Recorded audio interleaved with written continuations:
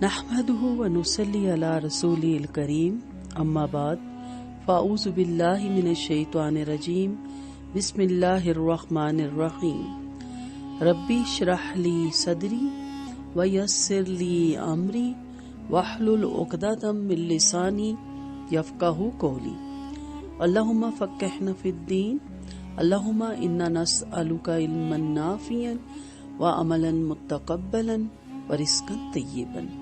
سورۃ ہمزہ۔ اعوذ باللہ من الشیطان الرجیم بسم اللہ الرحمن الرحیم ویل لکل ہمزۃ لمزہ، ہلاکت ہے واسطے اس کے جو بہت عیب ٹٹولتا ہے، بہت غیبت کرتا ہے۔ الذی جمع مالا وعددا، اور جس نے جمع کیا مال اور گن گن کر رکھا اسے۔ یحسب ان مالہ اخلدا، وہ سمجھتا ہے کہ بلا شبہ اس کا مال ہمیشہ زندہ رکھے گا اس کو۔ قلا لینبذن فی الحطمہ، ہرگز نہیں، یقیناً وہ ضرور پھینکا جائے گا حطمہ میں۔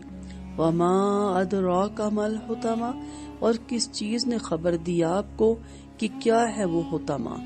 نار اللہ الموقدہ، آگ ہے اللہ تعالیٰ کی بھڑکائی ہوئی۔ التی تطلع علی الافئدہ، وہ جو جھانکتی ہے، پہنچتی ہے دلوں تک۔ انہا علیہم موصدہ، بلا شبہ وہ آگ ان پر ہر طرف سے بند کر دی جائے گی۔ فی عمد ممددہ، لمبے لمبے ستونوں میں۔ سورت ہمزہ کا تعارف۔ اس سورت کی پہلی آیت کے لفظ ہمزہ کو اس سورت کا نام قرار دیا گیا۔ سورت ہمزہ مکی ہے، اس میں 9 آیتیں، 1 رکوع، 33 کلمات اور 125 حروف ہے۔ اس سورت کا موضوع غیبت، عیب جوئی، بدگوئی، طعنہ اور اس قسم کے دیگر اخلاقی کوتاہیوں کے حامل افراد کو سخت وعید سنانا ہے۔ اخلاقی گرواٹوں پر وعید ہے۔ اللہ تعالیٰ نے کفار مکہ کی چند اخلاقی برائیوں کا تذکرہ کر کے ان کو سخت ڈانٹ پلائی۔ کفار مکہ ہر وقت مسلمانوں اور نبی رحمت صلی اللہ علیہ وسلم کا مذاق اڑاتے، آپ کی چغلیاں کھاتے، آپ کی غیبت کرتے، ایک دوسرے کو آنکھیں مارتے، جو غلطیاں ان کی نظر میں ہوتی ان پر طعنہ اور تشنیع کرتے، اور جو معلوم نہ ہوتی اس کی ٹو میں لگے رہتے۔ اس کی وجہ یہ تھی کہ وہ مالدار تھے، اپنی دولت کے نشے میں مسلمانوں کو حقیر اور ذلیل سمجھ کر ایسی حرکتیں کرتے تھے۔ مالدار ہونے کے ساتھ ساتھ وہ انتہائی بخیل بھی تھے، مال کو گن گن کر رکھا کرتے تھے اور اسے اللہ کی راہ میں خرچ نہیں کرتے تھے۔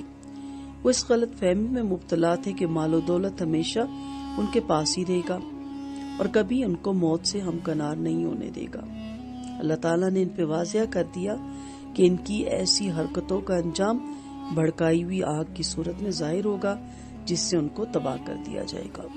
سو آج کے دور میں بھی اگر یہ کوئی اخلاقی برائیاں کسی انسان کے اندر ہیں، یا وہ دولت مند ہونے کے ناطے اپنا فرض سمجھتا ہے کہ ہر ایک کی نقص نکالنا، ہر ایک کی غیبت کرنا، ٹو کرنا یا طعنہ دینا، تو پھر وہ اپنے انجام سے بے خبر ہونا چاہیے، اس کو باخبر ہونا چاہیے، بے خبر نہیں ہونا چاہیے۔ غیبت اور چغلی کی اس میں خاص طور پہ مذمت ہے۔ غیبت اور چغل خوری کمینگی اور گھٹیا پن کی علامت ہے۔ جن لوگوں میں یہ صفات ہوتی ہیں وہ انسانی مروت اور اخلاق سے خالی ہوتے ہیں، اس لیے بہت حقیر اور کمینے لوگ ہوتے ہیں۔ اگر ان کے اندر اسلام ہو تو برائے نام ہوتا ہے، اگر وہ اسلام اور ایمان سے آری ہوں تو واقعی انہیں ایسا ہونا چاہیے کہ ایک کامل ایمان اور یہ حقیر اور ذلیل صفات ایک جمع نہیں ہو سکتی۔ اور اللہ تعالیٰ اور رسول صلی اللہ علیہ وسلم نے چغل خوری، عیب جوئی اور غیبت کی شدید الفاظ میں مذمت فرمائی۔ ارشاد ربانی ہے، سورۃ حجرات آپ پڑھیں۔ اس میں آپ کو یہ آیت نمبر 12 میں مل جائے گا۔ اور تم میں سے کوئی شخص دوسرے کی غیبت نہ کرے۔ کیا تم میں سے کوئی یہ پسند کرتا ہے کہ وہ اپنے مردہ بھائی کا گوشت کھائے؟ تو ظاہر یہ ہے کہ تم اسے ناپسند کرتے ہو، اور اللہ سے ڈرو، یقیناً اللہ تعالیٰ بہت توبہ قبول کرنے والا، نہایت رحم کرنے والا ہے۔ حضرت انس رضی اللہ عنہ بیان کرتے ہیں کہ آپ صلی اللہ علیہ وسلم نے فرمایا، جب مجھے معراج کرائی گی تو میرا گزر کچھ ایسے لوگوں کے پاس سے ہوا جن کے ناخن تانبے کے تھے، وہ ان سے اپنے چہروں اور سینوں کو نوچ رہے تھے۔ میں نے پوچھا، جبرائیل علیہ السلام یہ کون لوگ ہیں؟ انہوں نے کہا، یہ وہ ہیں جو لوگوں کا گوشت کھاتے ہیں، غیبت کرتے ہیں اور ان کی عزتوں کو پامال کرتے ہیں۔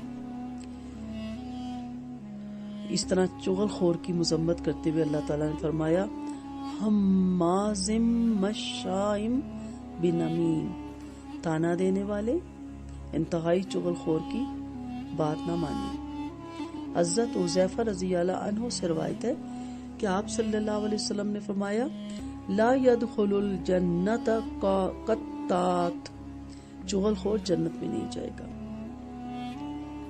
حضرت عبداللہ بن عباس رضی اللہ عنہ بیان کرتے ہیں کہ آپ صلی اللہ علیہ وسلم کا 2 قبروں کے پاس سے گزر ہوا تو فرمایا، ان دونوں کو عذاب ہو رہا ہے، اور ان کو یہ عذاب کسی بڑی یا زیادہ مشکل بات پر نہیں ہو رہا۔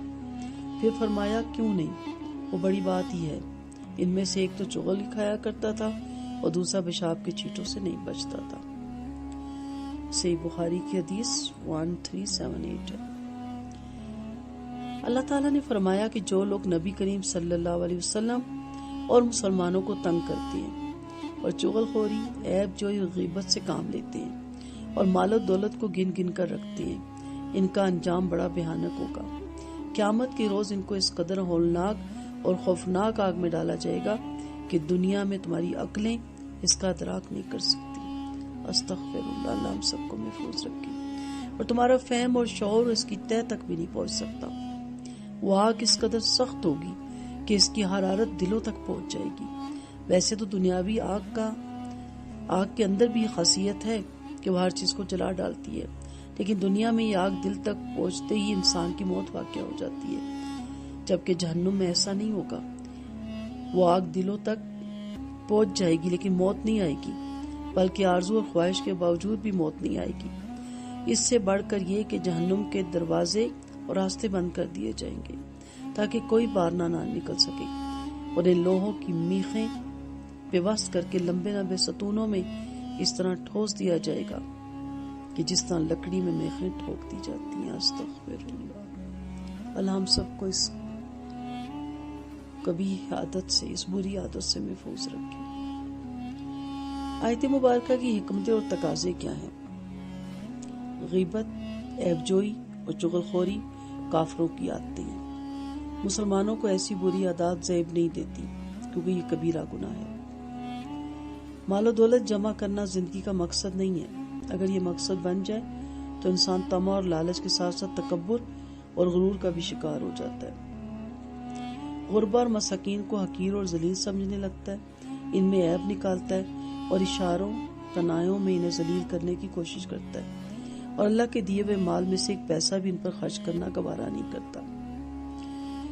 مال دولت تو آنی جانی چیز ہے، اس کو ہمیشگی عطا کرنے والا خیال کرنا خالص کافرانہ سوچ ہے۔ مسلمانوں کو ایسے خیالات زیب نہیں دیتے، اس لیے انہیں مال و دولت میں سے خیر و بھلائی کے کاموں میں بے دریغ خرچ کرنا چاہیے۔ مسلمانوں کو تکلیفیں اور اذیت دینے والے اور دولت کے نشے میں مست کفار کو قیامت کے دن ایسی ہولناک آگ میں ڈالا جائے گا جس کی حرارت ان کے دلوں تک پہنچ جائے گی، اور خواہش اور آرزو کے باوجود انہیں موت نہیں آئے گی، اور ان کا مال و دولت انہیں اس ہولناک عذاب سے ہرگز نہیں چھڑا سکتا۔ عذاب قبر برحق ہے، اس کا انکار جہالت اور گمراہی ہے۔ آئیے اپنا جائزہ لیتے ہیں۔ کفار مکہ کن اخلاقی کوتاہیوں کا شکار تھے؟ قرآن و حدیث کی روشنی میں غیبت اور چغل خور کی مذمت پر جامعہ نوٹ تحریر کریں۔ اس کے لیے آپ سورۃ حجرات کی بھی مدد لے سکتے ہیں۔ جہنم کی آگ کی ہولناکی کو اپنے لفظوں میں بیان کریں۔ مال و دولت کی کثرت عام طور پر انسان پر کیا اثرات مرتب کرتی ہے؟ کیا مال و دولت انسان کو عذاب الہی سے بچانے میں کام آئے گی؟ درست عبارت کے سامنے رائٹ اور غلط عبارت کے سامنے رونگ کی علامت لگائیں۔ سورۃ الہمزہ مدنی ہے، اس میں 11 آیتیں اور 1 رکوع ہے۔ عیب جوئی، غیبت اور چغلی خوری اچھے لوگوں کی صفات ہے۔ غیبت کرنا مردہ مسلمان بھائی کا گوشت کھانا ہے۔ مال و دولت کو ہمیشگی عطا کرنے والا خیال کرنا کافرانہ سوچ ہے۔ اچھے مسلمان کی نشانی ہے کہ وہ دولت جمع کرنے کے بجائے غربا اور مساکین پر خرچ کرتا ہے۔ کافروں کو ایسی ہولناک آگ میں ڈالا جائے گا جس کی حرارت دلوں تک پہنچ جائے گی۔ چغل خور کو قبر میں بھی عذاب ہوگا۔ یہ سوال نامہ آخر میں اس لیے پیش کیا جاتا ہے کہ جو کورس ہم کروا رہے ہیں 30واں پارہ حفظ کرنے کا، تو وہ صرف عربی کے ساتھ حفظ نہیں کرنا، اس کا لفظی ترجمہ جو کہ گروپ میں ہر آیت کے ساتھ سینڈ کیا جاتا ہے، اور اس کا با محاورہ ترجمہ بھی سینڈ کیا جاتا ہے، اور اس کی تفسیر بھی سینڈ کی جاتی ہے، اور آخر پہ یہ ایک کہہ لیں کہ مختصر ان شارٹ اور لب لباب اس صورت کا پیش کیا جاتا ہے یاد دہانی کے لیے، اور پھر اپنا جائزہ لینے کے لیے یہ چند سوالات کو حل کیا جاتا ہے تاکہ انسان جب یہ صورت اپنی نمازوں میں رکھے تو اسے معلوم ہو کہ وہ کیا کہہ رہا ہے۔ ایسا نہ ہو کہ وہ سارا دن چغلیاں، غیبت، ٹو تانے مار کے اور پھر یہ صورت ہر نماز میں اپنی پڑھ رہا ہو اور اسے یہ معلوم ہی نہ ہو کہ اس صورت میں کیا عذاب ہے، کیا تنبیہ ہے۔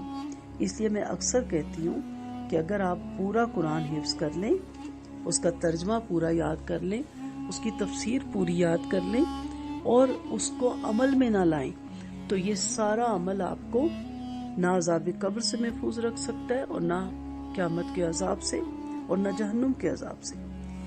اصل کیا ہے کہ آپ قرآن جو حفظ کر رہے ہیں اس کو حفظ کریں، اس کا ترجمہ یاد کریں، اس کی تفسیر یاد کریں اور اسے اپنے عمل میں لائیں اپنی ہمت کے مطابق، اور کسی نفس کو اللہ اس کی وسعت سے زیادہ نہیں آزماتا۔ یہ جو احکامات ہیں یہ ہر انسان کے لیے اس میں پورا اترنا کوئی مشکل نہیں۔ اگر مشکل ہوتا تو اللہ ایسے احکامات کبھی اتارتا ہی نہ، کیونکہ ہمارا دین دین فطرت ہے۔ تو اللہ تعالیٰ نے خیر اور شر دونوں دنیا میں رکھ دیے، شر سے بچنے کے طریقے بتا دیے اور خیر پہ چلنے کے لیے راہیں آسان کر دی، اور اس کا اجر و ثواب بھی بہت زیادہ رکھا۔ تو اب کوشش کریں کہ حفظ کے ساتھ ساتھ ان چیزوں کو اپنی زندگی پہ لاگو کریں، اپنی زبان کو کنٹرول میں رکھیں۔ یہ سارے جو ہیں ظاہری گناہ ہیں، زبان کے گناہ ہیں۔ باطنی تو ہوتے ہیں نا، کینہ، بغض، حسد دل میں رکھنا، منافقت رکھنا، اس سے بھی اپنے آپ کو بچائیں۔ لیکن یہاں خاص طور پہ ظاہری اعمال جو زبان سے ادا کیے جاتے ہیں، تو زبان کا وار کبھی بھی نہیں انسان بھولتا۔ جسموں کے زخم تو دوائیوں سے ٹھیک ہو جاتے ہیں، لیکن یہ زبان کے زخم کبھی ٹھیک نہیں ہوتے۔ تو اس لیے اپنی زبانوں کو کنٹرول رکھیں تاکہ اللہ تعالیٰ ہمیں معاف فرمائے اور عفو درگزر کا معاملہ ہمارے ساتھ کرے۔ وآخر دعوانا ان الحمد للہ رب العالمین۔ سبحانک اللہم و بحمدک، نشہد ان لا الہ الا انت، نستغفرک و نتوب الیک۔ السلام علیکم ورحمۃ اللہ وبرکاتہ۔